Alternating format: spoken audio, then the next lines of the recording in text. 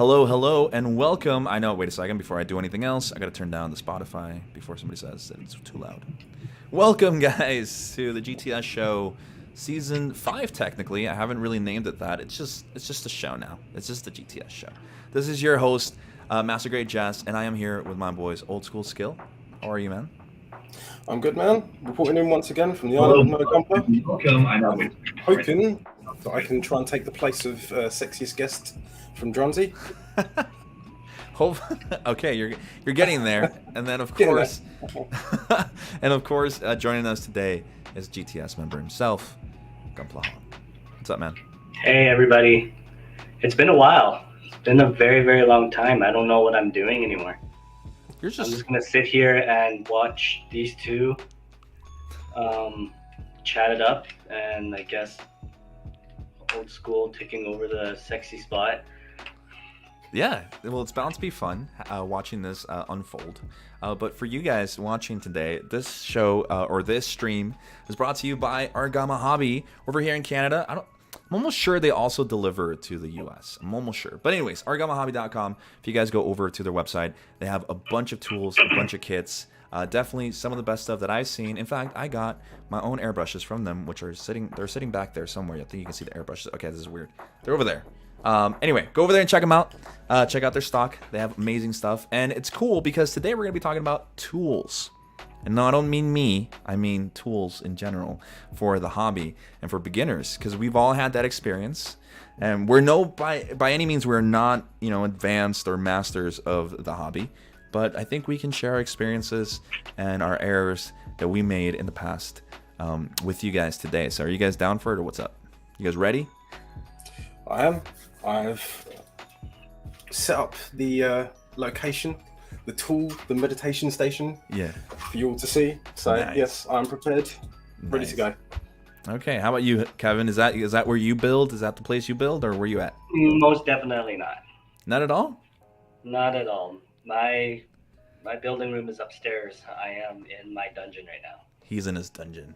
And guys, I am where I build. But first of all, I want to kind of start off the question with, for one, I think for people to kind of get a sense of where we're coming from, I want to know how long you guys have been in the hobby, and and just give us a number from 1 to 10. 1 being a little bit and 10 being a lot of how many tools you have. Okay, so we'll start with Old School Skill. How long have you been in the hobby, and give us a rough estimate of how many tools you have. Ooh, I think we're coming up to 3 years. I think of being serious about the hobby. And I collect tools like I collect Gunpla. So if I can get my hands on it, I will have them. So we're talking about like a 10 there. Possibly, yeah, potentially. Maybe towards a 9.5, maybe. Okay, all right. Kevin, how about you, man? I originally started building when I was 10 years old. Mm-hmm. But before I was just put it together, play with it, and then kind of took a break, and then I would say after high school or maybe into college when I started building again, being more serious. Mm-hmm. Tools, I definitely have a lot of tools. I've gone through a lot of trial and errors. Tools, just this hobby itself, not just including tools, everything I've done and purchased up to this date, easily I've spent over 10K. Wow, that is a lot of tools. There's a lot of fucking tools. Well, guys, I've been in the hobby since the technically December 2019, and I think I'm going to say around a 6 when it comes to tools. Around a 6. There's definitely a lot more stuff that I can have. So you guys will hear our experiences, like I said. But without any further ado, let's start everything off with the most simple tool, I think, that we can begin talking about, which is the nippers. What do you guys think? I think everybody, when they think of gunplay, think of nippers, right? For sure. Has to be done. Though I will give a shout out to ripping it off the runners by hand. In the beginning? as an honorable mention. Yeah. Because I think, especially when you're a beginner, if you don't know what you're getting into for, Mm-hmm. and especially for most kits, before a particular time period, all the instructions are in Japanese. And unless you're fluent in Japanese, you're not going to realize you need a set of nippers. And there are the stories out there of beginners literally getting the runner, give it a nice twist off the runner. But yes, by default, I would say the first tool has to be a set of nippers. Though the type of nippers, this is where we start getting a bit more tricky, because there's definitely a progression, I feel, with what you get when you first start. Even for me, when I first started, I had a set which basically the nippers on there are double-sided, thin, more like wire cutters. I'd probably describe them as. At the time, did exactly what I needed it to do. Chop the pieces off the runner, no problem. But once you start progressing along and you realize, hold on, what's this big chunk left on my piece of plastic? Things do change. I'm gonna have to agree. Nippers, I think when like, obviously the shout out to the twisting them and just rip them out of the gates themselves. For beginners, if you don't know what you're getting yourself into, like I did and my wife and I did when we first bought our first Gundam, we didn't know what we got. Like, we knew you had to build it, but just didn't know how. And instead of twisting them off, what we used was just a normal just a box cutter. It was a dull one too, so we were just like cutting them out like that. We're not saying that you should go out and buy a box cutter. All right, we're not saying that you should rip them out. We're just giving you our experience of how when we first began. I know that there's people out there who've literally started with nail clippers. Yep. Right? Actually, on that note, I definitely did. So these are actually Mr. Hobby clippers. Mr. Actually Hobby? meant for that. Mr. Hobby ones. For actually cutting parts off the runner. Wait, okay, guys. We're going to go into a zoom-in mode for old school skill here. I wanted to show that off because I didn't even know these things existed. I know we're getting off track here, but this is the point. All right, so there you are. You're in the big screen. There you go. So hopefully that will show up nicely. That is actually a genuine pair of Mr. Hobby actual clippers. That's crazy. Was highlighted to me at once by another builder that they actually are amazing. They are in very, very specific scenarios, but I will definitely say there are infinitely better tools. Wow. But yes, they do exist, and they are even official Mr. Hobby ones. That is pretty freaking cool. I'm not even I didn't even know they existed. Well, I know people definitely start off with clippers. But how about you, Kevin? What did you start off with? I did also start out with nail clippers. Nail clippers to cut them off, and then literally a box cutter to shave it down. Yes. And you guys get into like the whole shaving it down with a box cutter, and then you like accidentally shave off a little bit too much, so there's like a little divot in there. Anyway, nippers are important, guys. So if you're starting off with Gunpla, okay, the first thing you need to get, do not do it with a box cutter. All right, it's not a rite of passage. Do not do it with the nail clippers. You want to get yourself a good set of nippers. And a good set of nippers, I'm pretty sure you guys have heard out there this name thrown around. You guys know which ones I'm talking about, right? You guys know what nippers I'm talking about. The God Hands. The eBay ones? Well, guys, God Hands are great, I feel, right? Gunpla God Hands. They're popular for a reason, and they're like the premium quality ones. But I will be the first to say that you don't necessarily need to have God Hands. I don't even have any God Hands, and I've been in the hobby since then. Yeah, I would equivalent God Hands to buying a Ferrari as soon as you've passed your driving test. Yeah. That if you have no idea what it is that you're doing with them, you're just going to damage them, and they're not going to do anything that everybody's told you they're going to do. Yeah. Because you have no idea how to drive them. If you do go with God Hands, though, I highly, highly recommend getting a cheaper pair. Mm-hmm. Cut it off the trays, and then use the God Hands to trim it. Yep. Well, that's the thing. Because why? Sorry, no. Because we Jess, you and I both know we've had so many people in our community that says, "Oh, I broke the tip off my God Hands. Why?" Yep. Well, one, Yeah. you're using the smallest god hands you have to cut it off the Yep. trays, and yeah, of course it's gonna break. Where especially at the point you're cutting it. Yeah. Right. Like for mine, the CPM 120, these ones are actually okay to cut off the trays because they're nice and thick. But a lot of people use the smaller, one-sided bladed ones to try to cut them off, and a lot of people chip them. Yeah, this is what I was meaning. It's like the usage of the tool is incredibly important. With something like, especially when you're talking about god hands, if you don't know what it is that you're doing, you're going to be dropping, what is it? I think it's what, $60 for you guys over there. Yeah. Just down the pan, because you're going to go chop it on the biggest part of the runner and immediately break them. And that's the thing. Yeah, exactly. It's not worth it. You have to look. We're making it seem like it's such a super skillful thing to do. It's just, you know, press down on something that's like very much like a scissor. But they have their particular use, right? You can get away with so going into the whole recommending and what you should get and what to avoid, right? Definitely get a good pair of thick nippers. Like, you can get some dollar store ones, right? Which I think is, let's check out what Old School here has.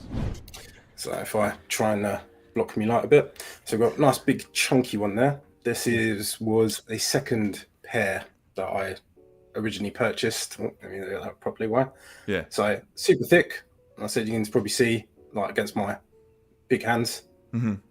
And then we have a more single blade nipper, which you can see is a lot more thinner versus a big chunky one there.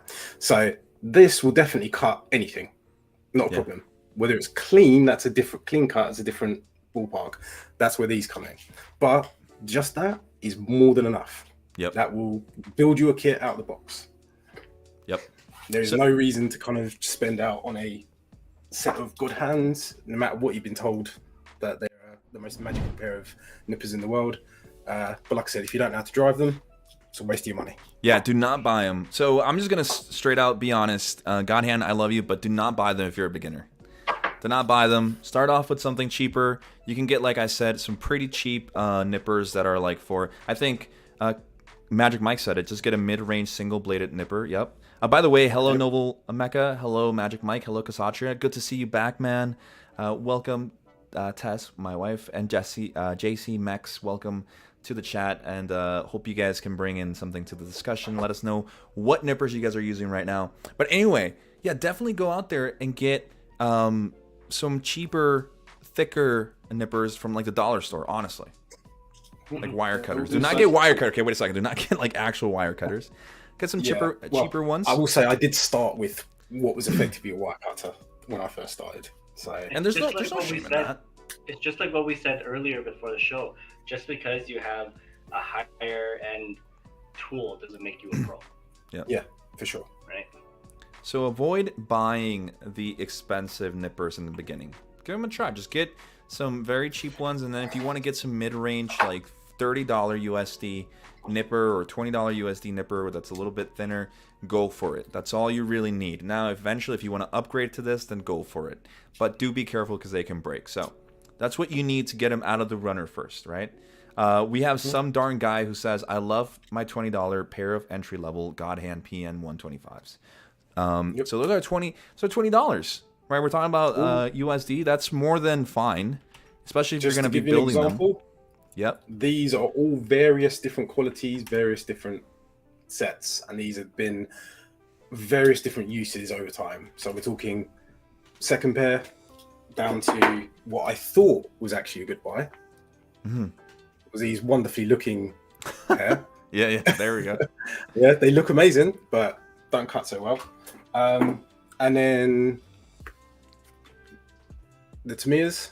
These I would probably say has been my best purchase ever of the Tamiya. What is it? 123s, I think they're called. Yeah, you find them there. They're not single bladed. They're just very precise and thick.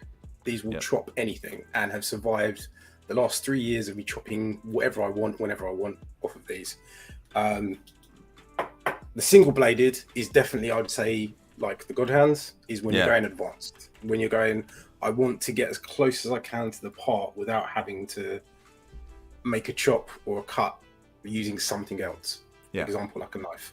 But even these, I've got display ones, and I've got a really weird Chinese brand version, which I'd say literally they're the same thing for what they are. And this one's half the price of that one, but exactly the same blade. And funny enough, this one actually came with a set of blade oil. Funny enough, with this one, you actually get more in the box for less than the price. Yep. So yeah, there is a progression, but I would say by default, all you need is something that cuts. Yep, something that cuts well. I would even give a shout out to Vault-Can. These nippers that are up on screen are the ones that I've used since I got them. I don't see people talk about Vault-Can, and this little company makes these, and I have used my friend's God hands, and I still prefer my Vault-Cans. I've used them for 2 years, and I've never broken the edge, knock on wood, because I do not want to break them, right? But I've taken care of them, and these are like $30. So that's half the cost of a God hand nippers, and they're the same quality. So definitely don't go for the most expensive stuff. Get that mindset off of yourself for nippers for the time being. Eventually go up to the God hands if you want to give yourselves a treat. They're really amazing. Not saying anything bad about God hands, but you definitely don't need them eventually when you start out. What do you think, Kevin? No, you guys are 100% correct on that. Even for myself, I didn't go with God hands for years until I learned about them. In truth. Yep. And if I didn't get God hands, I'm pretty sure I'd still be doing fine. Yeah. Mm-hmm. Right. Yep. And I just realised something actually. Yeah. What's up? Sorry, I just realised I may have falsely advertised. These aren't God hands. I just bought the cap to make it look like I've got God hands. So I've never bought God hands ever. There you go. He just bought the cap. He's wow. So yeah, I just realised like when I was showing it, I was thinking, hold on, I remember I bought all the caps for it. I don't actually own a pair of God hands at all. Yep. So JC Mech says I started with rusting nippers from the toolbox. Again, no shame in that. Yep. We have it works. We have Ragnarok who says before all these high-end flush cutters came into the market, we just cleaned the nubs with an Exacto blade and sandpaper. That's what I did. Yep. We have some JC Mex says I started. No, it's not JC. Sorry. We have Noble who says I still clean it with an Exacto blade and sanding sticks. I still do the same thing, except I'm more careful now. I have learned the ways of not cutting more than what I need. And Magic Mike says my first single bladed nips were $10. Still alive today despite the abuse. Nice. It's whatever can handle the abuse, guys. Whatever can handle the abuse. But like we said, so from this first part of the show, don't get the most expensive God hand nippers. Start off with something mid-range, something in the $20, $30 range if you really want something nice, and eventually build up to God hand. But it should be noted, and I'm pretty sure that Old School and Kevin mentioned it. You should get, and I do advise this, is getting a thick, cheap one, like a $1, at the dollar store nippers, to cut everything out of the runner, and then get something like $20 range to get a flush cut. Do you guys agree, or am I in the wrong? Yep. Even for myself, like I don't use my God hands as much as I thought I would. I use the Exacto knife just to shave it down. Yeah. If you have good control with that, I find it sometimes works even better. Yeah. Yep. But it's one of those things again. Takes practice. Yeah, exactly. Not chopping up your fingers. The amount of cuts I've had over the years from slicing off a few odd nubs. Yeah. Now we've heard and we've been reading about Exacto Blades on the chat, and now you guys have mentioned them. Let's talk about the Exacto Blades real quick, right? Because Exacto Blades, you will be fine with anything from freaking Michaels or the dollar store Exacto blade. You will be fine with it. Yep. You don't need anything fancy. This is like a dollar blade holder. I'm gonna switch over to the cams over here. Give me a second. So this is what we're talking about here. Now, these are dangerous, as I learned when one of these fell and went right into my leg. Okay, and I couldn't walk for a week. So definitely be careful with that. But these work more than fine. What do you guys think? Definitely. 100%. I still have my original OG one.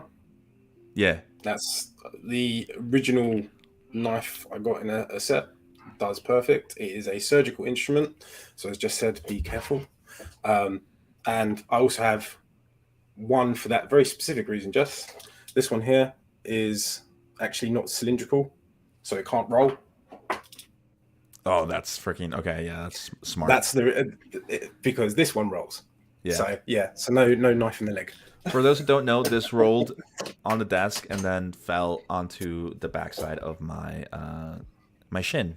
So I got in that muscle and then went straight in. So that was fun. How about you, Kevin? Just thinking about that when you showed us, that was disgusting. Yeah. Luckily for me, I haven't. Also, knock on wood, because I do use the Exacto blade quite a bit. But luckily, it hasn't cut me or stabbed me. It has cut my fingers up a bit with it, especially when they're brand new blades. Definitely. I know, I love it. I love them a lot. Yeah. So And that is the other thing as well, is that with these, the reason why you'd want one of these when you're a beginner is purely once you've made the chop with your cheap pair of nippers, you're going to be left with a big chunk of plastic. That's where you want to get this and slide and try and remove as much as you can. That's the reason why you want it. It's not just a case of you just got it to stab in your leg. It's actually to hopefully try and give your piece of plastic a nice bit of finish, or as best as you can when you first start. Yep, I agree. I think one thing though that you will see if you guys watch a lot of YouTube videos on people who build, they always have there's two different kinds of blades. Well, I think there's more, but there's two main different kinds of blade. I feel there's a really pointy blade, right, like the really long one, which would go on something like this, which you would find on like the Scribe. I think it's Scribe, the brand, like the most general brand, Scribe. And then there's the more hobby-oriented blade, which is a little bit more. It's shorter, and it's square. It's like a rectangle, like a little trapezoid-looking one. This is a more made for the hobby, nicer look, and the blades are a lot sharper. You can find something like this at argamahobby.com, which is where I got mine from. And you can see people such as Gunpla use this exact one. But do you need it immediately? No. You will be more than fine with just your general Exacto blade. And you can use box cutters for it too, like the little ones, the skinny ones. Yep. I would even say that. So let's see. Here we have JC Max says, I have also cut my fair share of thumb nubs with my Exacto blade in the past. Ragnarok says, first rule of a knife, a falling blade has no handle. So yes, you got to be careful with them because there are... So, like I said, what do they use them for? Water decals to cut them out. You can use them to shave off parts that are a little bit, stuck on there from the gates. But definitely something that you should have in your arsenal, I think. Yep. It's very basic. Exacto blade, nippers. But something else that people were talking about were the sanding sticks. Talking about sanding sticks. Now, there's a lot of them out there, right? Mm-hmm. Oh yeah, and the thing is, I think even when you're a beginner, there is a lot of different techniques and different materials that can get very confusing, because you'll depend on who you speak to first in the hobby. Everybody's got their own different method of doing it. I know, like initially, first few people I spoke to was what people would now, I suppose, would consider the old school method, which is literally having every type of grip and going through it from 400 all the way up to thousands, depending on what you finish you want. And as time has progressed, we've now got glass files. We now have razors and all different other methods of doing things. So I think it depends on what type of research you do, and the way you want to build. Yep. Because I think there is a different style of people who enjoy maybe going through every single grip versus just doing it once and easy with a glass file. But yeah, I personally, I went through all methods. I even made my own. Actually, it was funny enough when I first joined on the GTS server, I believe. Used to show off these little bad boys. Yeah. Some lollipop sticks, maybe some foam tape, and some bog standard paper, all made by myself like that. Yeah. So, but yeah, I no longer use those. So No longer. What do you use now? me, I've moved progressively through different variations. So eventually, once I figured out, or I should say, what inspired me was I think it's when Gun Primer first dropped out their product, and then everyone was comparing it to glass files, and I was like, glass files? And it's at that point when you kind of realize, about 50% of my tool set is actually the beauty tool set. Yeah. So where a nail file comes in. There you go. Simple as. I'm glad you Simple mentioned that. file. Yep. So that as well has survived me many kits. Yeah. It is now my son's, because eventually, as time's gone on, I've only eventually progressed up to actually getting the razors. The razors. Yeah, and there is a gradient difference. But when you're a beginner, I would say the best thing you can do is find yourself a cheap glass file off Amazon. I think I got a pair of these for like £7. I think it's what, about $8-9 for you guys. Yeah. 2 of them lasts. Yep. I don't know how many. Last. 30 kits at least gone through. So Yep. No problem. What do you think, Kevin? No, correct. Yeah, no. For myself, I still use sponge style. I have from 120 to 8,000, Mm-hmm. but not gonna lie to you, I barely touched it anywhere in the thousands. Mm-hmm. Yeah. Also, for myself, I use glass files. Yeah. I love these. They're really good to use and quick and simple. Yeah. Yep. And I'd say that's the big thing with them is time. That's the one thing that now I'm doing this more and more regularly. That actually, this is probably the rare occasion I'd probably say, even as a beginner, it's probably worth paying out more for an actual tool that is maybe different from effectively something that may be easy to get hold of. For example, like sandpaper from your hardware store. Actually going and get a glass file from, I said, any place that sells them. Or even if you want to and you've got the money for it, going straight for a razor. Like straight out the box, you're going to get what you want. It works. There is no, I can't sort of say it is a bad product. It's actually saved me so much time. Right. Yep. Real quick, hey Golden Striker, hope you're well, man. I will have to, well, again, going back to how this is for beginners, right? I think if you're a beginner, like, let's just do a recap real quick. We have 2 nippers. You should have 2 nippers at the most and 1 nipper at the least, right? Nothing too expensive. And then when we talk about Exacto knives, just your common $1 Exacto knife from the dollar store will work for you perfectly. You don't need anything fancy. And then when it comes to sanding, as Old School told us, there's different methods of sanding things down. So it could be tedious for people. It was tedious for me, but I did it for a while. But I will have to disagree a little bit here with Old School. I don't think the racer is worth it. I think it is a little bit too expensive for my taste. And even as somebody who builds a lot, I only use a little glass file that I got from HQ P2 Inc., which is Kevin's store. That little glass file, which is a third-party glass file, has helped me build everything that you've seen on YouTube that I've built. From the Virtue to everything, and it leaves a nice, clean, and it was only, like 11 Canadian dollars, which is a fraction of the cost of the razor. I'm not bad-mouthing Gun Primer. They make amazing, top-quality stuff, and I think that's the Ferrari of stuff. But I think you can get away, just like Magic Mike said, Gun Primer, Sand Loops, and Sand Loop Flex. As long as the PG build, I still use a generic glass file. I get them for less than $1. There you go. Yep. And it works and 100% great. agree.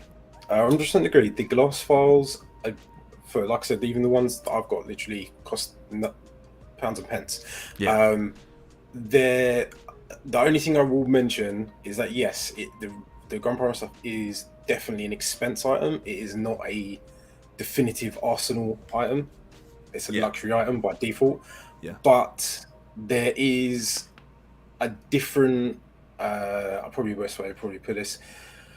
A Different less finish? effort. Not even finished. Less effort required using the razor over a glass file, as I've found. Because I've even tried glass files from other brands. So, for example, this baby, all the Siren ones. These, funny enough, shave in rolls. So they don't shave in, like when you actually use it on your piece, rather than it coming off in sand, you get rolls. Yeah. They work great for, like, I use them mainly now for resin, but they're a pain because you have to keep on cleaning them. Yes. Because they all of the produce it produces all in literal rolls that comes off. So again, this is what I'm saying. There's so many variations. Even buying a product that may appear to suit how you build, may not actually work out. So again, I don't say that definitely as a beginner you should jump straight in on the gun primer level. Again, it is definitely a luxury item, but by default, a glass file, any nano glass file you can find, beauty store, wherever you're going to find it, will do you absolutely perfectly fine. Now, there's a very important question being asked here. I'm going to get to everybody in the chat real quick. Let me just go right here. Golden Strike Stars for Gunpla here was talking about scribing earlier on Instagram. Oh, hey, man. I'm glad that's you. We'll be talking about scribing tools in a little bit, so just bear with us. JC Mex, though, asked a very important question, Kevin, in Old School. He says, do glass files last longer for their price? Ooh. Now. Depends on how rough you are, because with one of the main things with glass files is you don't need to put a lot of pressure on them, and it'll still do its job. But I do see people like put the glass file right to the piece and just go back and forth on it. If you're gonna do it that way, you're easily shaving that glass off. It's gonna turn into bare glass super quick, right? But if you're doing it properly at a slower speed, it will last. It will definitely last a lot longer. That I see, like with this razor one I've had for 2 years, 3 years, and it still works perfectly fine. I bought this one just because I wanted the Gundam on there. Oh, nice. Yeah. That's the only reason why I bought it. Fair enough. Yeah, no, I bought the bigger one because I like the handle on it. It's much, just having something bigger. Oh, right. Yeah, it's much better. But I'd probably say that, if you're going to, the good thing is that because you're not spending so much on the glass files, if you just go get generic ones, you can make those mistakes. You can rub your pieces down, destroy your piece, and just go, well, I'll just go pick up another one. It becomes then, like I said, not a luxury item, but something that at least you can practice with and get a better understanding of how it works. And you can then see or understand as well the feel of it, that when it is running down, that obviously it's not going to sand off as much, and you can then visually and physically feel it, and you need to get another one. So at least when you do move up to maybe something a bit more higher grade, you can use it better. Same as like with the God Hand idea. Like if you got your cheap nippers, you break them, buy another pair. Yeah, it's not going to cost you a ton of money to replace it. Exactly. And now there's that is very much true. But that's like getting into. We'll talk about that later. But what I want to I want to get across right now is, as we've seen so far, is for sanding, the God Hand sponges, sand sponges, we didn't really talk about. If you want to do that method, which is definitely respected and it's something that people always do. I know I just mentioned God Hand, but like there's the Display ones. I love the Display ones. Display ones are freaking amazing. Yes, those are freaking amazing. There's something about them that I like a lot more than the God Hand sanding sponges. I find the foam is a lot stronger. It's like thicker. Like they're thicker. It doesn't shred. Yeah, and it feels a lot more comfortable actually holding them. I use Display ones as well. The Display ones are freaking amazing. So either go for sponges, but buy like a good set. Like you don't really need to get up to the 10,000, 20,000 mark. Talking about like for anything from like 200 to 800 Even this, to 1,000. I would say, is the most amazing value for money. Yes, because of how they many do. come in. Yes. Because one, you get a box, and you get enough in there to last you for ages. Yeah. And And I different think sizes. yeah, exactly. They're all different thicknesses as well. But these, I think, well, over here, I think is what, like somewhere near between 11 and 12 pounds. Yep. So I think it's what, about $13-14 for you guys. So like just that, and that will last you, I'd argue, for a long time. Yeah, years. Yeah, years. Yeah, Unless you're literally building every freaking day and sanding every day and exactly. doing things every day. It's just the Display ones are definitely my choice when it comes to sponges. And if you're gonna try out the glass files like JC Mex was talking about, he says, I may need to try some in the future. Definitely go for some third-party ones. Just like some random no-name one, no brand or anything. The Display ones I wasn't a fan of, unfortunately. I don't like the little the ones that I had the little squeaky sound every time you would use it. It was so annoying. It was so like I feel like with the Display ones you need to get them wet. Yeah. Before you start using them, so you don't get that. Yeah. But like I've used the Racer one and it works great. That one doesn't have any sound. I think that's something that that's really cool. I think it's down to the design, because the Display ones, they're even though they're glass, they're designed like similar to metal files, so they're all lines for the actual shaving, which is where you get in all that nasty scrape sound. Whereas like most of the nano files are all dots, they're all glass dots. Yep. Along there, so it's got a much more smoother roll. Yep, I agree. Yeah, so real quick, so again, remember, this is just basic. A $5 glass file for Amazon will work great, and even just sponges from the beauty aisle, which you can get a big blocks, right? Just start off. Well, like I said, if time allows us, we'll get into the more advanced kind of stuff where you want to get into the really pretty stuff. But right now we're just on that. Real quick, I want to give a shout out to Magic Mike for saying it's like gaming on an NVIDIA 1660 versus a 3080. Gets the job done. Yes. Glass file will be 1660. Why are you shitting on my graphics card, dude? I got a 1660. Why are you shitting on my graphics card? Anyway, and then real quick, we have Mercenary BDU who says who's been talking about Zuron nippers. I haven't heard of them. Let me go check them out real quick. Let me switch over to the browser. So he says Zuron nippers cut light metal. Mm-hmm. Nippers. I've never. I don't even know if I'm actually pronouncing it correctly. TBH. Oh yeah, these work great. Yeah, this is what we're talking about. Yeah, these are amazing. Yeah. If it cuts, it's all good. Penguin Rampage says, on that note though, I prefer the lines because it does shave versus the powder the dots make. There you go. So there's the different. This is what I mean about sanding. Everybody's got their own different methodologies and what works for them. Yeah. So like for me, like I said, I much prefer having rolls rather than dust when I'm doing resin. Yeah. Whereas like on normal plastic, I'll happily use the gun primer stuff every day. When we get into the more advanced kind of stuff, I want to give a shout out to an Origami Hobby product that he sent over to me, and I'm still working on the review because that one's for the Dynamis build that I'm doing. I use that product for it. So real quick, I don't know what's going on with Kevin's camera. It's not you, Kevin. I think it's like the connection. I don't know. It's like weird. Anyway, the point is, we're gonna move on forward real quick with so we already talked about nippers. We talked about sanding. We talked about the knives, and we talked about I think that's all we have right now, right? Yeah, and as far as I'll be concerned, I mean that would be more than enough to build any kit from scratch. There it is. Yep. Anything beyond that, you're getting into customizing. Yeah. Yeah, and then we get into customizing. Adding something out of the box. Yeah. Yeah. If you want something out of the box, I'd argue that's the three things that you need in your tool set. The only other thing I will give a side mention to, let me see if I can see if it's still where I left it. He's looking for it real quick. I just want to give a shout out to Kasatre who says, powders you can snort it after and become Gundam. There you go. Yeah, so I'd probably say, side note, if you're cutting, a cutting mat. So this is one of my original cutting mat that I bought with one of my first kits. Yeah.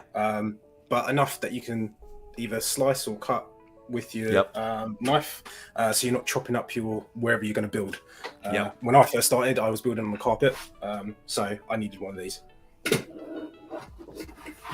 Yes, I agree, and you definitely need a cutting mat because, as Kevin once found out, I think didn't you leave like a cut mark on your kitchen table, one time we were building there? Yeah. Yeah. When we were doing that, one of the kits. We were building. It was you and me just alone. I was building the sniper white dingo, and you were building the EZ8, I think. Yes. We were on your kitchen table, but And yes. also having a mat also protects any spills. Remember when I spilled the panel line bottle? All right. Yes. He also a mat will work great, and I will give a shout out to the display mats. I fucking love them. They're fucking amazing. Yep.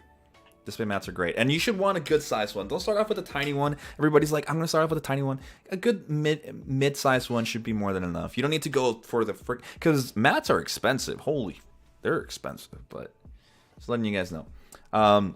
Okay, so that's what I want to talk about real quick. I'm glad you guys mentioned it. The out of the box thing. So there's a lot of things that the cool thing about Gunpla is how many avenues you can take when it comes to the hobby. You can be a very basic builder and just have that, or you can just but if you really want things to look pretty, so if you want things to really look freaking pretty, you start getting into other things that you might need. And I'm glad that Mercenary BDU mentioned it here. He said, y'all need some panel lining markers. I use ultrafine Sharpies to get that job done for the price. There we go. Let's talk about panel lining, because that panel lining is one of the things that literally takes a kit, a build from basic to like, oh wow, look at all the detail. Yep. So let's talk about that. Funny enough, you had a brilliant example of that today. There's the new Lindworm. I always pronounce it slightly wrong. The new RE100 that looks like a Zeta. Somebody's built it without doing any panel lining, straight out of the box. Yeah. Looks entirely different from the marketing, which is fully panel lined. I wish I had the picture for it, but yeah, it's honestly just adding a simple filling of panel lines. And for beginners, that is literally the lines that are already been scribed into the plastic out the box. So when you build it, you'll see that there is lines on there, and it's literally filling those in with either some sort of ink or material. Big shout out to, for example, a pencil. If you've got a mechanical pencil, I'm pretty sure somebody's got a pencil somewhere in the house. You can literally use that to line as your first beginner set to just get an idea of how it works. So you don't even have to spend arguably any money. If you're first starting to try and do that, and it's literally simply put it into the line. That's it. There is no real major skill to it until we start moving into other avenues of panel lining. So panel lining, just real quick, if you don't panel line your kits, they're pancakes up on your shelf. Yes. Yeah, that's the thing. It's the panel lining brings out, like, so I have a picture up on the screen here where there's a before and after. So we have the kit over here on the left with no panel line whatsoever. It looks blank. It looks very absent of detail. But the moment it's got some panel lining and, of course, some decals there, but don't worry about the decals. Look at how much detail it brings out. So panel lining. What do you need to panel line? As Old School said, a pencil. A mechanical pencil will work more than fine in the beginning. Like, if you literally have nothing else, that should be more than fine. Like the 0.05 tip will work great. As Mercenary said, some very fine Sharpies will work.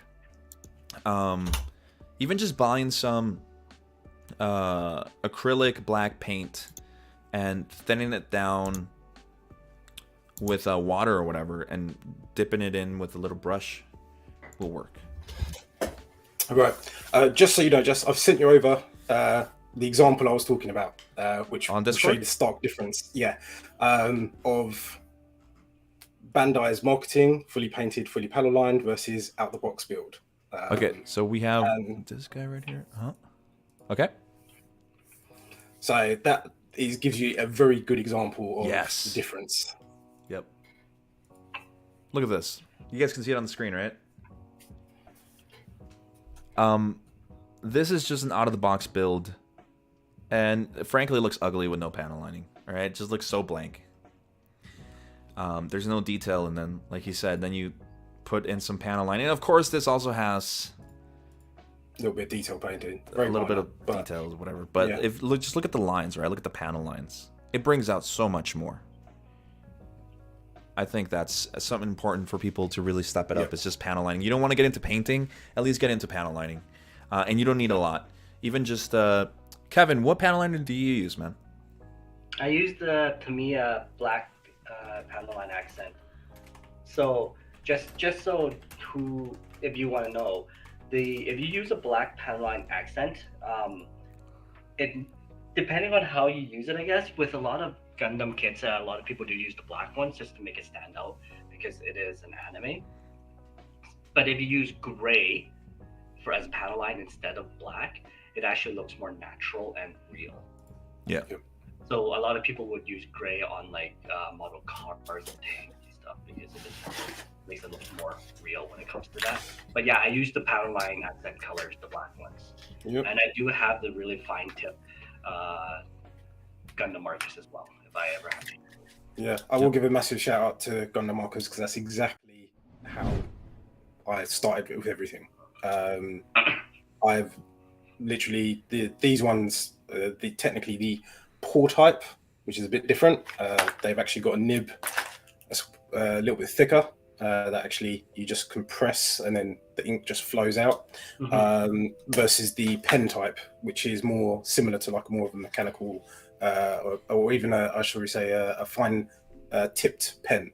So you could probably even on that same note, even go to your stationery store and buy like a 0.5 nibbed pen.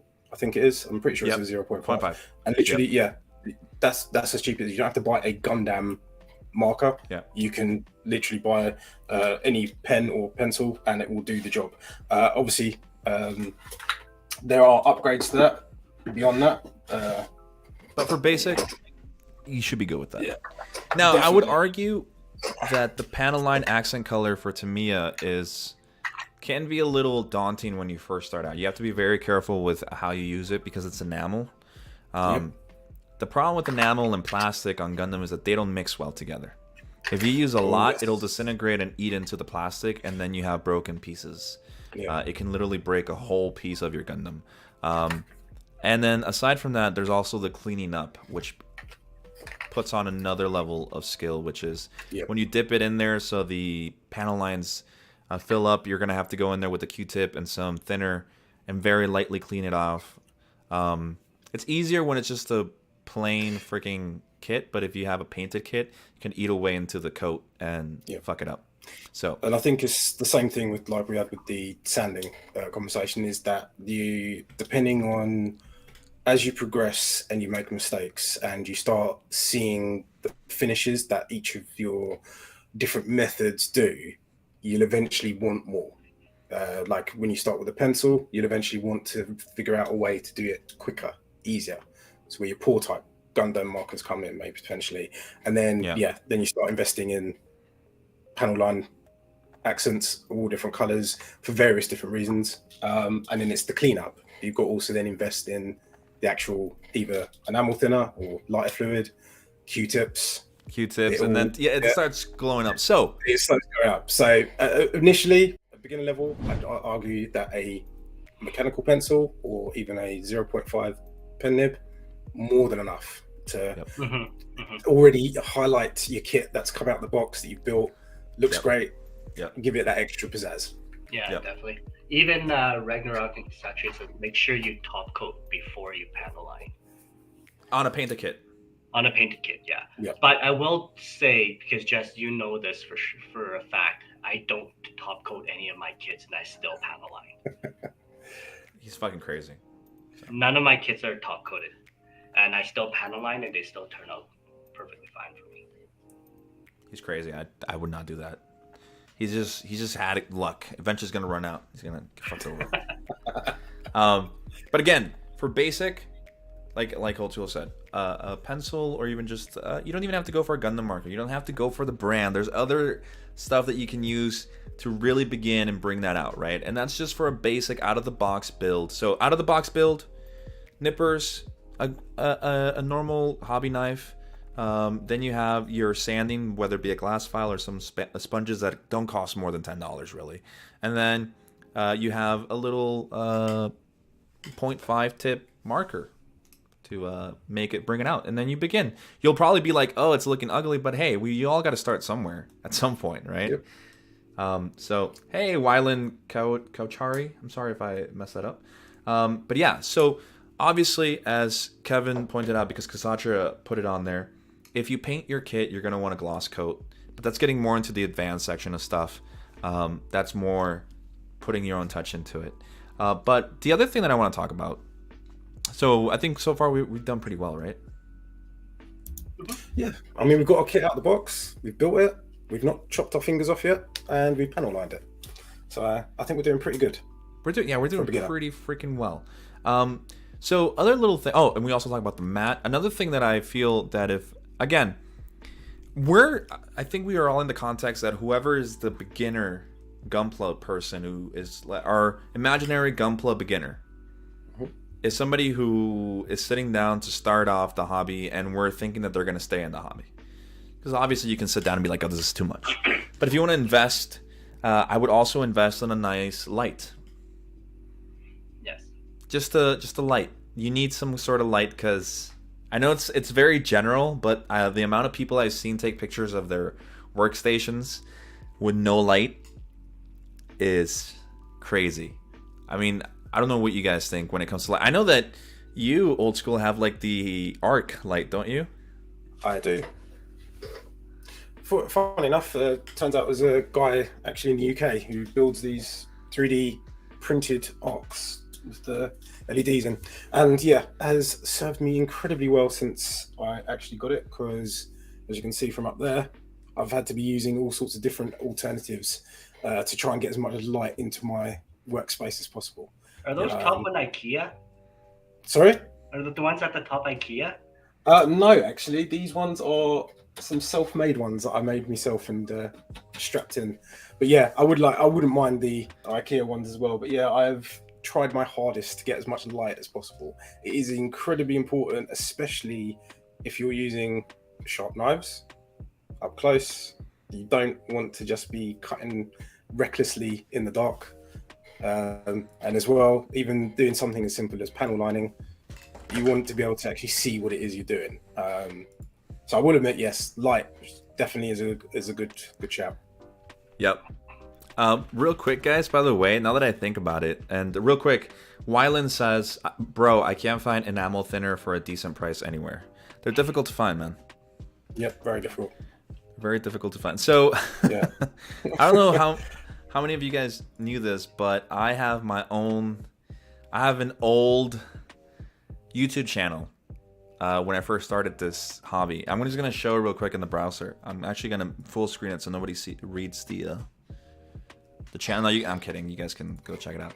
And the reason why I'm highlighting this is not for you guys to go watch this, because I don't even go onto this YouTube anymore. It's because I want you guys to be able to see my setup when it comes to the tools. So I'm going to switch over to the browser version. So here we go, guys. This is little old me starting off the hobby. I posted this on the 4th of February of 2020. It was a month before GTS became a thing. I'm not going to play the audio because I used some copyrighted music, I think. Okay, so let's take a quick stop here and let's look at my tools over here. You guys see what I have? You guys see these nippers? These nippers were nippers that we bought at PM Hobbycraft, and they were like $2 or $3, and they broke. They ended up breaking like 5 months later. This is the same. No, that's not the same. That's actually another blade, but it's also like a $1 blade. We have a blue little Exacto knife and some very thin sanding sticks that they were selling at PM Hobbycraft for like 10 cents a piece. I had no cutting mat at this point. As you guys can see, I had a black little poster paper there. And this is what I used to build. And this is me building. Like, this is how I would do everything. Cutting things out. Look, here's a shaving portion. This is how I would shave things off. You didn't need a lot, honestly. Like, it's crazy for me to see this now because I'm gonna I don't know what happened here, but the point is, you don't need a lot. And what I'm telling you is true. Like, what we're talking about here is true. You can get a lot done with a little bit, and you don't need the fancy stuff. And this is like, those are my main tools. There we go. Mercenary FUD says those nippers suck, and nail clippers from Walgreens hold up better than the ones for less than $5. Yes. Mm-hmm. So for beginners, you don't need a lot. I didn't even have sanding tools here. Do you guys see that? Like, I don't remember. I didn't have anything. This is before I even met you guys, Kevin. Mm-hmm. Yeah, bringing it back. Because this was before what's that show we were at when we met you? It was Something. what was it called? Hobby Hobby Model Land or Model Mania? Model Mania, something. Yeah, well the point is, I didn't have anything. I didn't know anything about this hobby. I just started off. This was very much what happened here, and look at me. And look at my light. I didn't have the light that I have now. I had some lamp that my wife and I bought from, I think, London Drugs for like $20. And yeah, and I'm recording with my Note 8, I remember. And but anyway, the point is, you guys don't need a lot. I think you guys see the high-grade force impulse at the end. And this is what I was able to make with just those little tools that I had. There you go.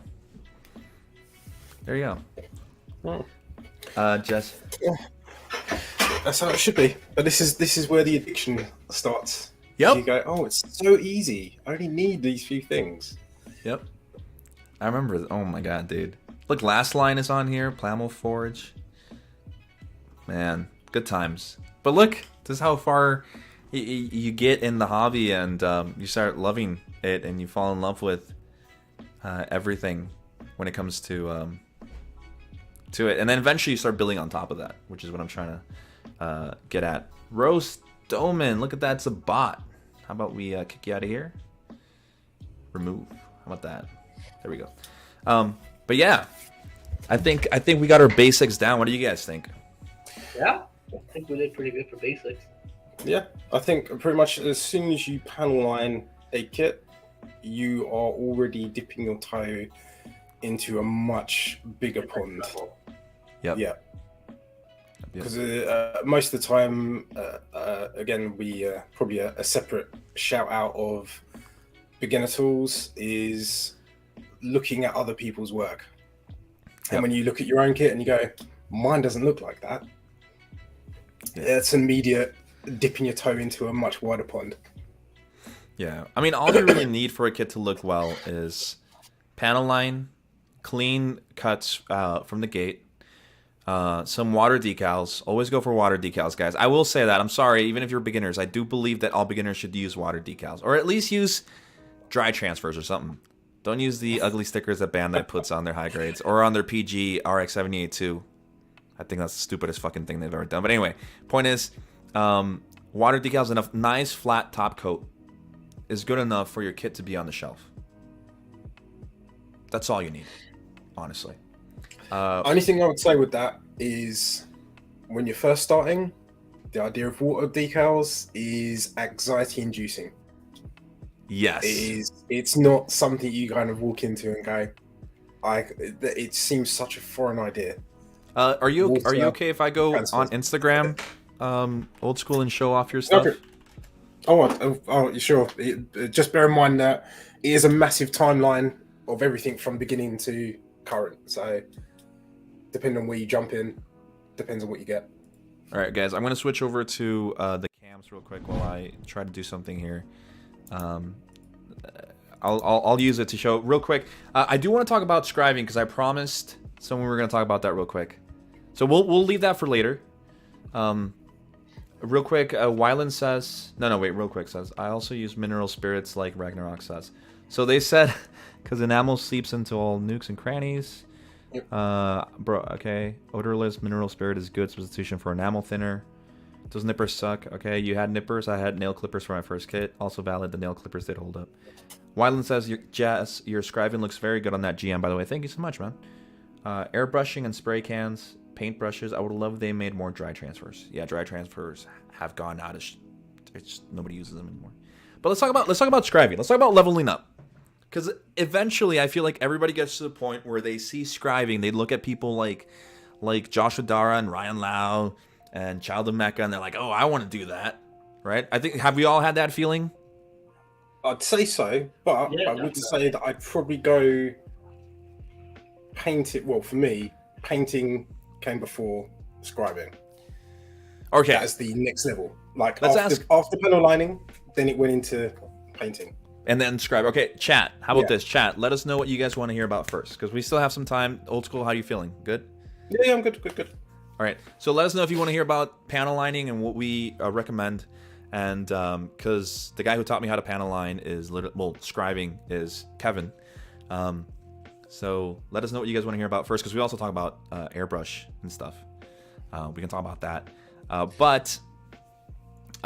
Yeah, so Mercenary says water slides are great provided that you got sealant and top coat. Yes, but water slides are the way to go with the nice flat top coat. I remember when I first used water slides, I was fucking over the moon. When I used water slides, I was like, oh my god, this looks sick. I in fact, my first kit that I've ever water slide and top coated is actually right here, like literally right here.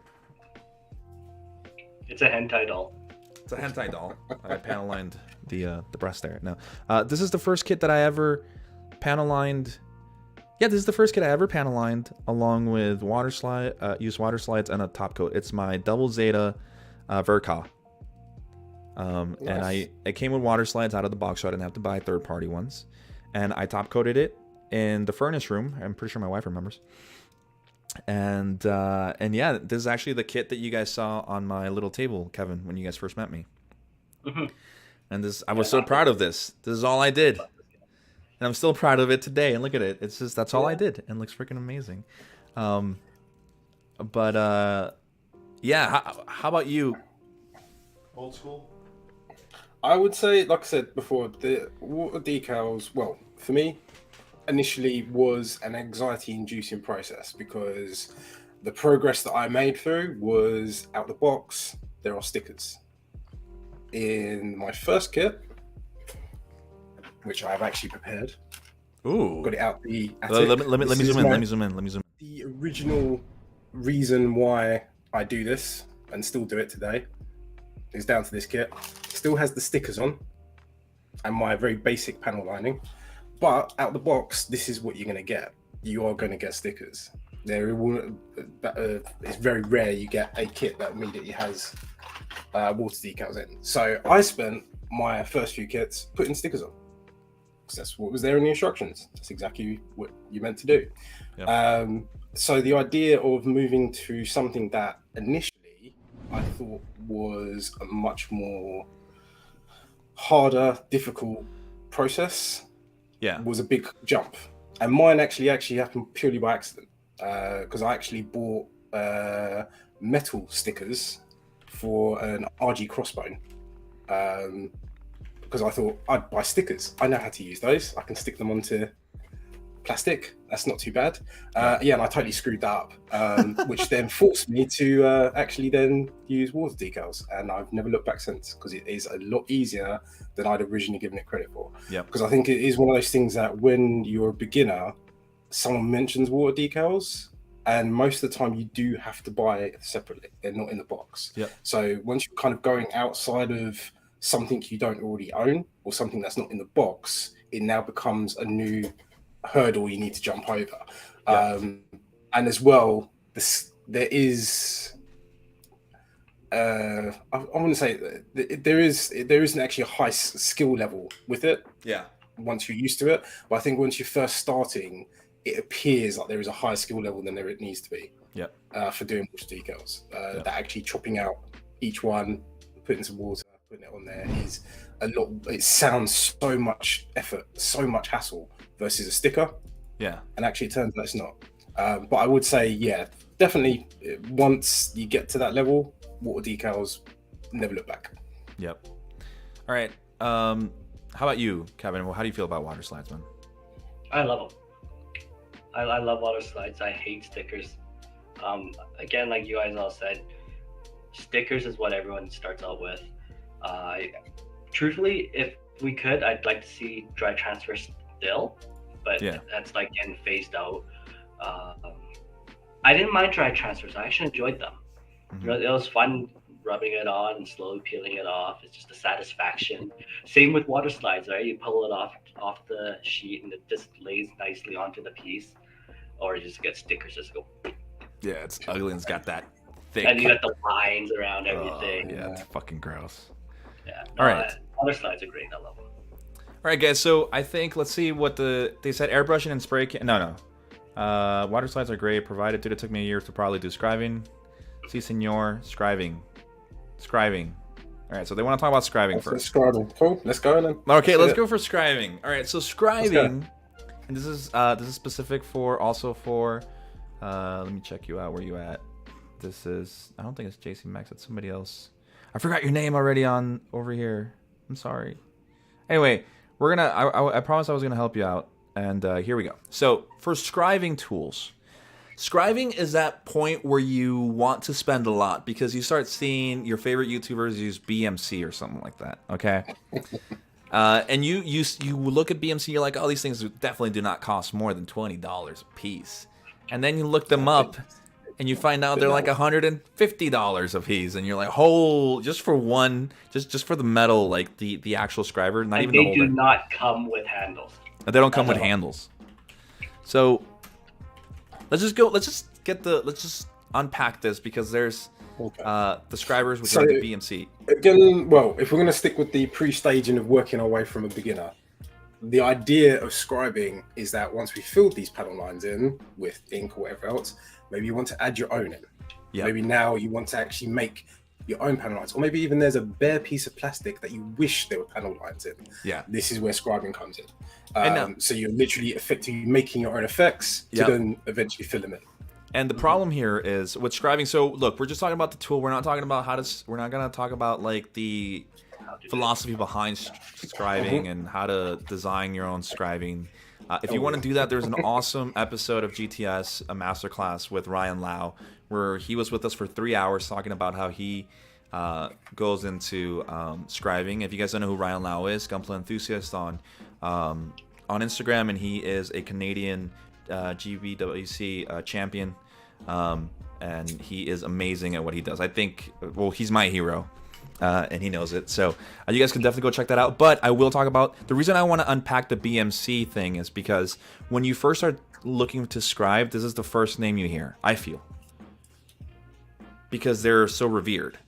So much that nowadays, now you have the Korean version, which is the SAB panel liner, which is literally a clone of it. But other things that people overlook are the cheaper versions, which are the MadWorks, which is the ones that Ryan Lau uses. He only uses MadWorks. He doesn't use BMC. There's also the Amazon ones that you can buy, like for example the Prime Model Scriber, Gundam Resin, Carb Scribe, Line Hobby Cutting Tool, Chisel 5 Blades. A weird name here, but it's like a Chinese one, right? These are the kind that Joshua Dara uses. Which one? Oh, the Tamiya one. The one that we will probably, every person will get suggested is the Tamiya Scrubber 2. Yep. One, because it's cheap. Yep. Versus when you're looking at all those BMC, SABs, everything else, this will be the first thing that everyone says, oh, just use this. Yeah. And personally, I'd say it's not worth even trying with one of these. These make it more difficult than it's worth. In general, I find these are probably better suited to actually cutting plastic in half. Yep. Versus actually trying to scribe a panel line, just because of the design of the blade. But these will be probably, for a beginner, the first thing that every person gets suggested or looks at, because when you type in Scriber into Google, Amazon, I can guarantee you this will probably be right up there. Yeah, I did not get it. Oh, didn't you? Oh, well, never mind. I stand corrected. No. I mean, do not get it. Do not get that product. Oh, sorry. I thought you meant in your results when you Googled. No. Look, I have that Scriber, because a really good friend of mine gave me that scriber when I first started scribing. He might be in this call, and his name might be Kevin. When we drove all the way over to your job, and he handed that to me, and I was so excited, and I got home and I tried it, and it worked well, but it wasn't giving me the results I wanted. I'm like, there's something going on. This is before Kevin and I became like good friends, right? The thing here is, guys, for scribing, you really want to look for... There's different types of scribers, and I think the reason why the Tamiya ones are bad is because it's more of a blade than it is a chisel. There's a difference between both of them. For chisels, I would honestly, like... It's difficult for me to sit here and tell you guys to go out and buy SAB. I know, Kasatra, thanks for clarifying. BMC is discontinued. I do know that. That's why SAB now is like the king, because they literally took like the design or whatever. Which they're not bad. They're amazing. They're freaking great. Anyway, the point is, you can get away with something like this, like the Prime Model Scriber Gundam Resin card, this Chinese knockoff. You can get away with it. The main important part is that you have a chisel with a straight edge. That's the first thing you want to look at. It doesn't matter if it's SAB, if it's MadWorks, or if it's Nuo Fan, or some Chinese knockoff. It doesn't matter. And the reason I say that is because if he was here today, he would tell you guys that he uses just some random scribing kit that he bought online. And he is one of the most talented guys I have ever met, and that's Joshua Dara. He uses just some Chinese third-party thing. He doesn't have BMC. He doesn't have any of that. He just used this, and he was able to. And you guys have seen his work, right? Old School and Kevin. Yep. But then it also again comes down to that mastery of the tool. Master of the tool. Buying, how much time? Buying the most expensive is not going to immediately make you a master. That actually being able to use the tool is the more important part. Yeah. So again, if you know somebody can actually start with a basic scribing set. I mean, I've seen loads. Even I think there's the red handled one that's on eBay. That's literally just comes with like 25 different pieces of metal. Yep. Basic scriber costs like 20 quid. Again, it works if it does the job. But again, the same as what we had with the previous tools is these tools when you buy them allow you to make those mistakes, allow you to understand and get a feel for what the job should look like. And especially if you are scribing for the first time, you are going to gouge and destroy your piece. There is no you're not going to come out with a perfect piece day zero. So it is something to bear in mind, that it is not something you're going to go, I want my kit to look better, and it's going to guarantee you that from day zero. That it does take practice, time and skill. The more expensive stuff does make it easier. Versus like a, you know, for example, this panel liner, I've gouged out so many pieces with this, it's untrue. And then stepping up to something like a MadWorks one, which is basically separate individual sizes in a single handle, just the smoothness and the ease of how it moves along the plastic is night and day. It's a complete difference. So that's where you're paying the money for. Exactly. Is in the experience, but you need to learn first how it feels, and potentially that may be on a cheaper tool. But again, it doesn't necessarily mean you have to buy the most expensive to get the results.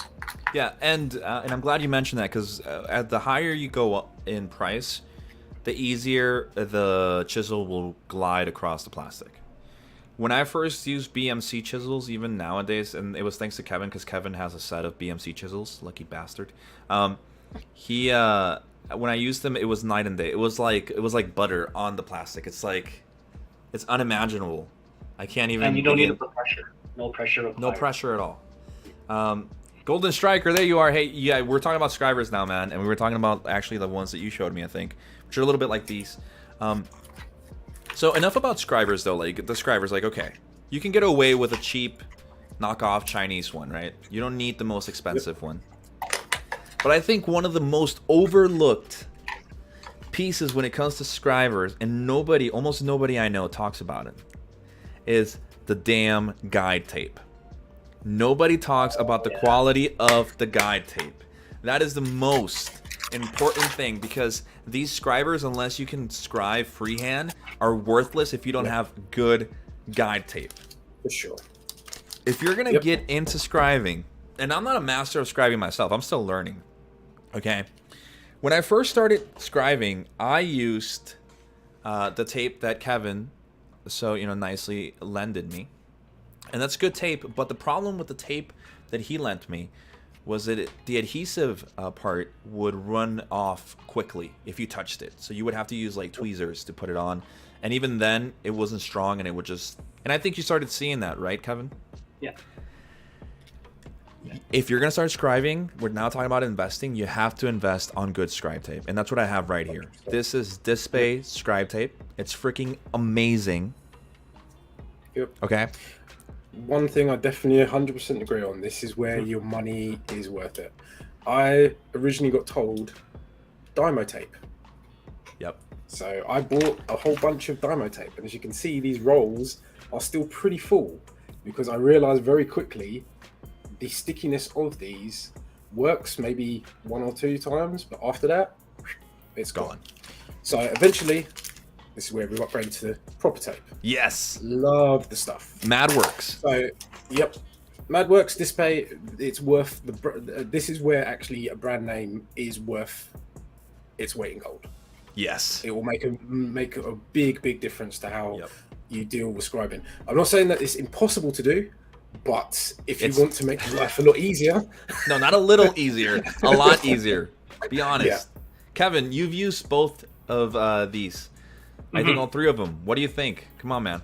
I definitely use the display ones more now. I have I think 2 or 3 more packs of the HIQ part ones still.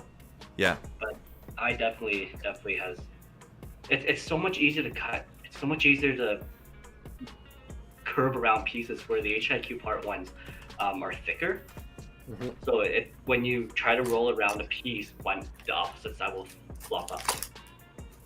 Where with the display ones, they'll fold it around nicely. Yep. So now a lot of questions are coming in about scribing.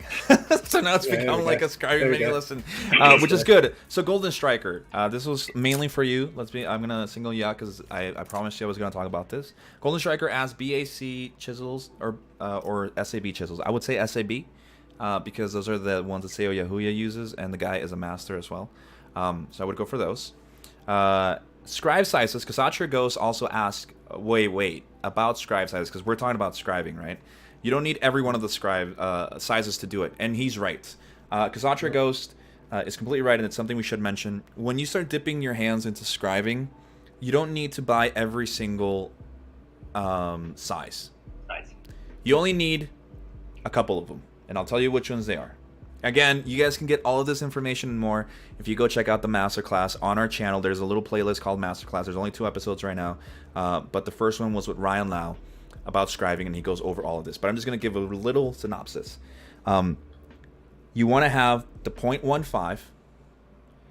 You want to have a 0.3. And if you really want to go for the high grade size, you want to use like a 0.1. Okay? Those are the only 3 sizes that really matter at the end of the day. The 0.15 is for master grade sizes, 1/100 scale, to get the nice. It's a nice distribution of size. You know, the proportions are nicely. They're not too thick and they're not too thin that they look impossible. And same for the proportions on a high grade. You want to use the 0.1. The 0.3 will help you make the little divots and the little hatches. Okay, so those are the only 3 that I would say you need. If you eventually get into more scribing, then you might find use for a bunch of other ones. Okay, you guys agree with me, or what do you guys think? Yeah, I'd say 0.15. Again, if you're dipping your toe into scribing, again, I would never recommend anyone just buy a full set because you're very likely never going to use most of them. But yeah, 0.15 will do you for almost everything if you're just dipping your toe in. Once you start moving, again, this is where your kind of progression goes of maybe I don't want to just draw a panel line. Maybe I want to now add an extra thicker edge or add some more definition to other parts. Then yes, buy more different sizes. But yeah, 0.15 by default, if you just want to just literally make a line in a piece of plastic, perfect. That's all you need. Yep. Yeah, so but for me, I use 0.2, 0.4, 0.6 for the 60 burrito. But Jess knows all the kits I build are massive. They're Yep. massive kits, right? So I do need the larger size, the larger lines.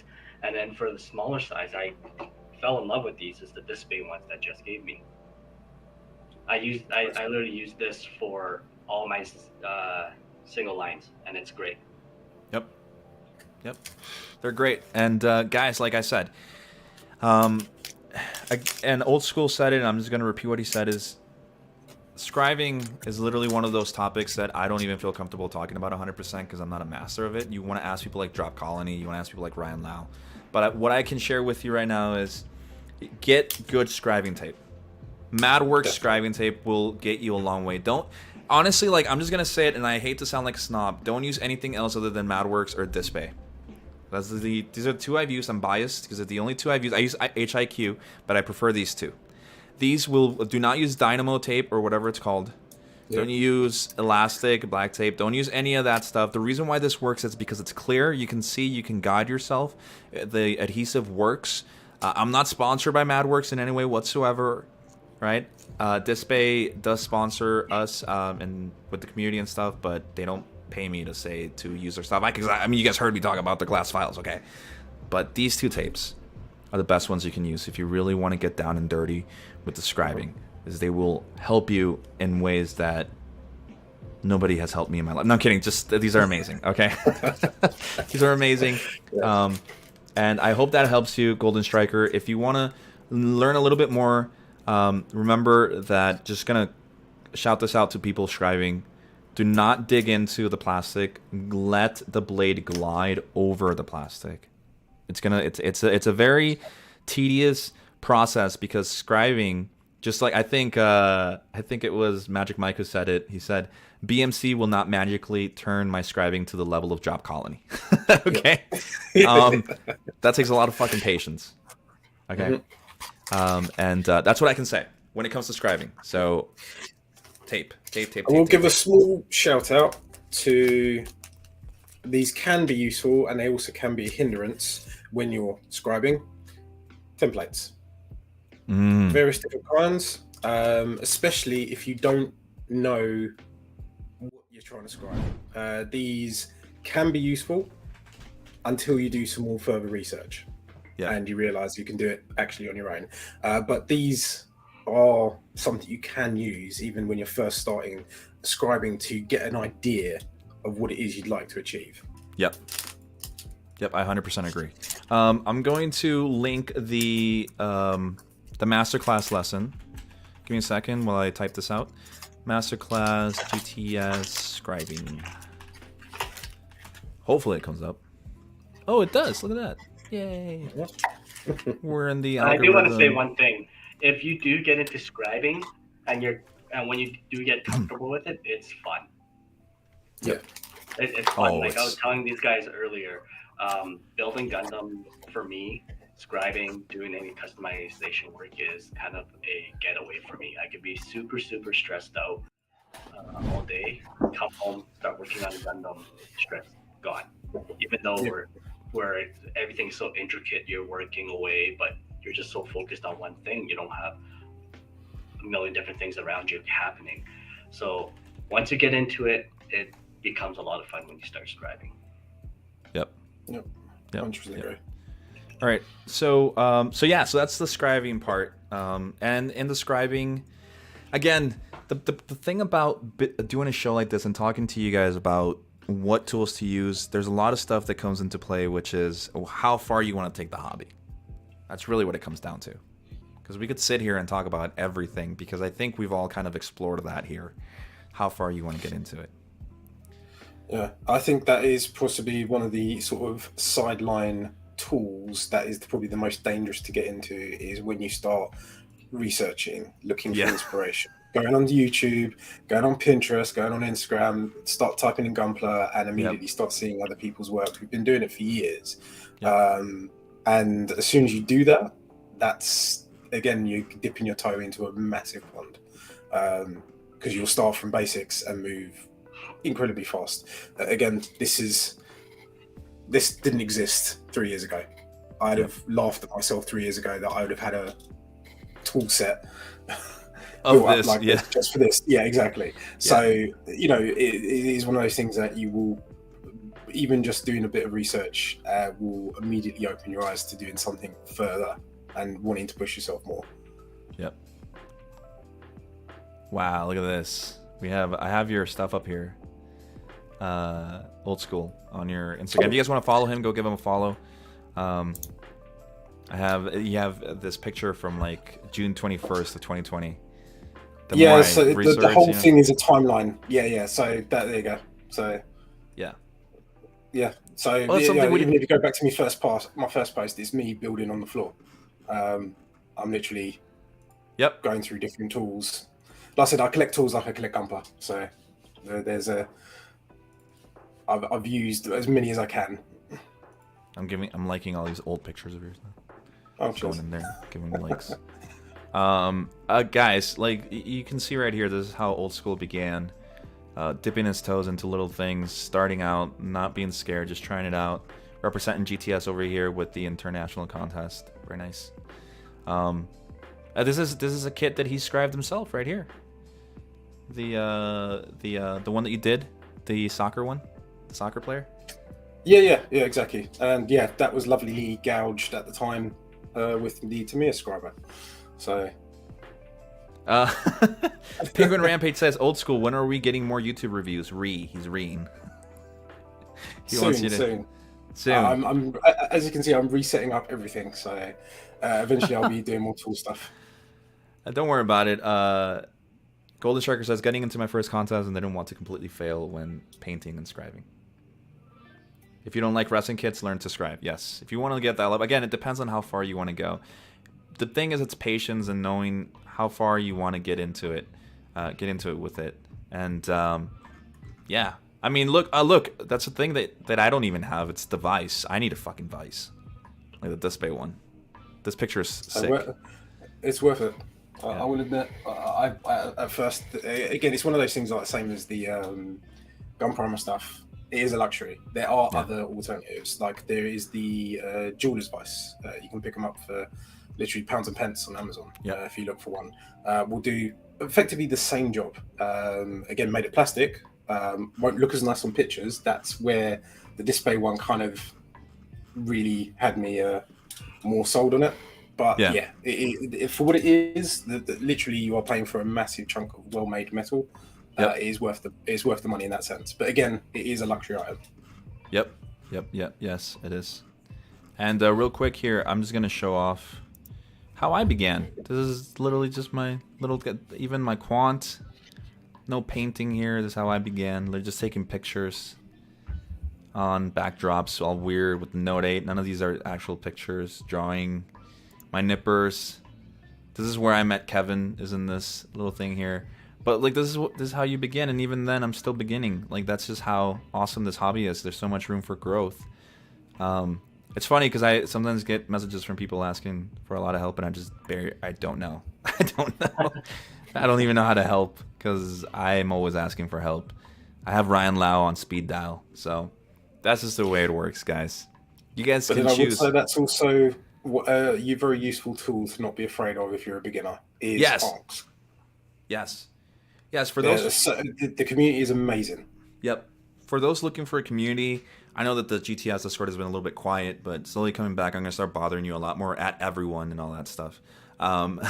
Guys, if you guys want to ask for help, there's a bunch of more talented people on the Discord, like Magic Mike, like Drons, like just everybody in general who is way miles ahead of where I am. Old School Skill, who also has a vast knowledge on the tools, and as you guys heard today. No. I'm an absolute amateur. Don't get me wrong. I'm just very fortunate to have the tools. I'm nowhere near skillful.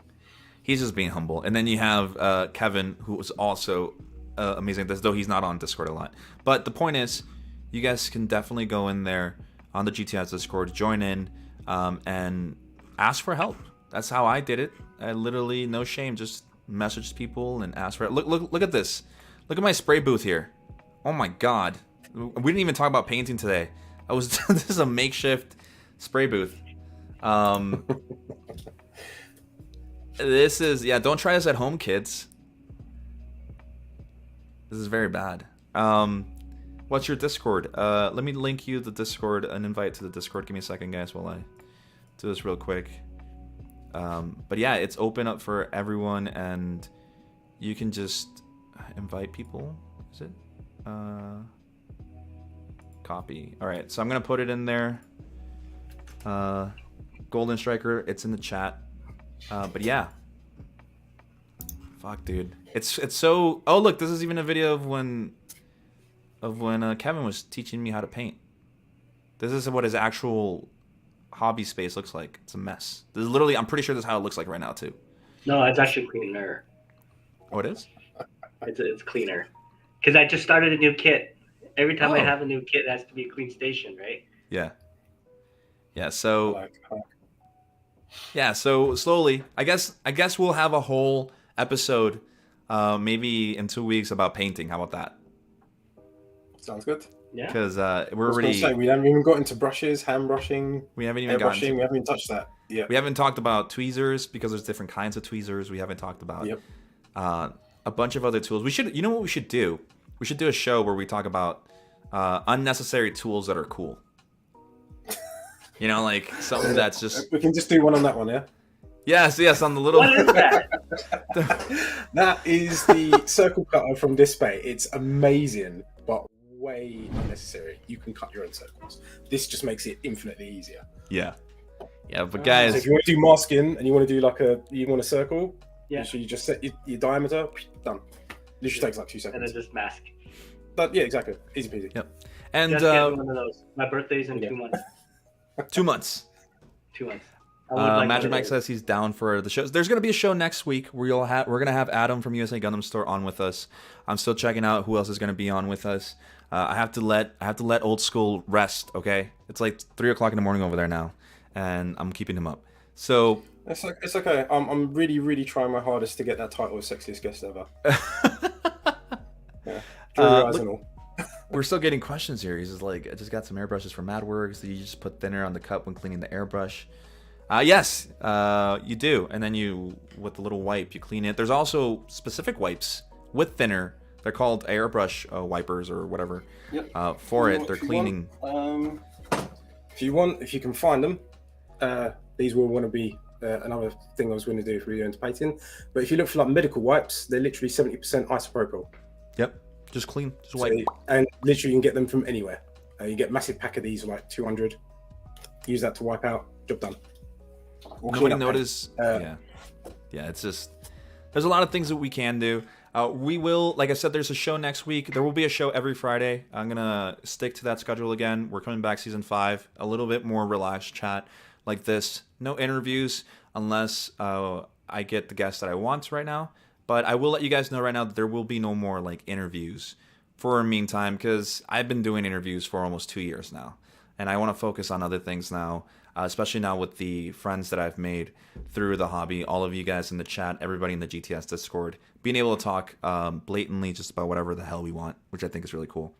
And yeah, definitely go check out the other videos. Go check out last week's stream, which was really cool. Old School was there. We had Crow-sama on there, and that was a fun one. That was a fun one. I'm glad we didn't get like Too distracted. too distracted. And and next week we have, like I said, Adam from USA Gundam Store on with us.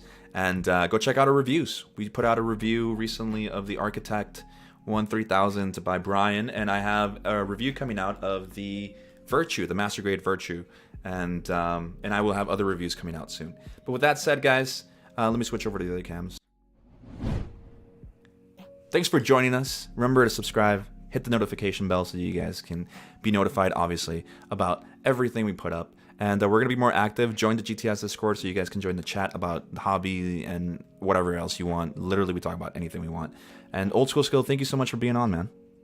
It's all right. It's always a pleasure. Thank you very much for letting me spill my guts about my tools. It's fun. It's fun. And then, Kevin, of course, dude. Thanks, dude. Yeah, it's nice being back on. So There will be more. We'll have a lot Will more be. dumb shows on. I promise you. I enjoy dumb shows. Yes. Oh, and real quick, guys, next Sunday, I'll probably mention it on Friday, but next Sunday, Brian and I will be doing our first live stream of Elden Ring on here. Just letting you guys know. Just letting you guys know real quick. Anyway, guys, with that said, hope to see you guys later. Take care. We're signing off. Bye. Peace. Layers.